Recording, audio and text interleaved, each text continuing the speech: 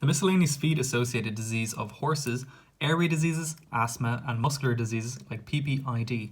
So the airway diseases are asthma. This is an inflammatory airway disease like IAD, or recurrent airway obstruction is the old name, that causes stable dust and mold spores on dry, poor quality hay. Avoid hay and have very good ventilation. The clinical signs are coughing, laboured breathing, exercise intolerance, and nasal discharge. The nutrition: give pasture haylage, used within 3 days to avoid botulism bacteria. Steamed hay at a high temperature, there's no dust mold, or soaking the hay, but this causes energy loss. The muscular disorders: these are mostly genetic. You have, the first one is HYPP, hyperkalemic periodic paralysis.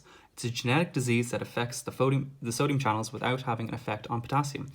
Hyperkalemia in the muscles and cardiac muscles leads to too much potassium. The treatment is limit to potassium intake to less than 1%. Concentrates are usually low, but roughages are usually high in potassium.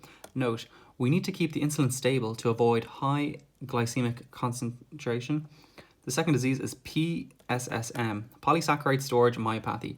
Glycogen synthesis enzyme is damaged. The glucose shifts into the muscle cell, becomes non-structured glycogen is produced in the muscles, and during exercise we can't use the glycogen. It becomes stiff and weak. The treatment is a low carbohydrate diet with high fats and high antioxidants.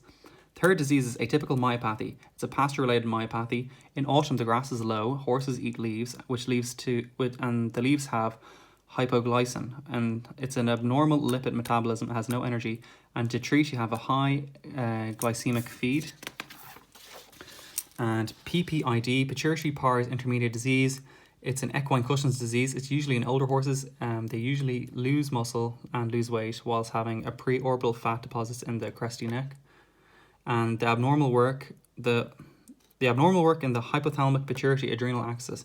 There's no limit on the ACTH production. Increased ACTH and temporary cortisol increase, which causes insulin resistance. The clinical signs are weight loss, muscular atrophy, immunosuppression, and laminitis. To treat, feed a diet high in energy and protein. You can give alfalfa and oil for omega-3. Magnesium and antioxidants prevent laminitis and should be low in glycemic index for insulin resistance. Muscular disorder is rhabdomyolysis, or the tying up syndrome. It's severe muscle pain, stiffness, reluctance to move, triggered by a high sugar or high starch diet, and excessive grain or lush pasture.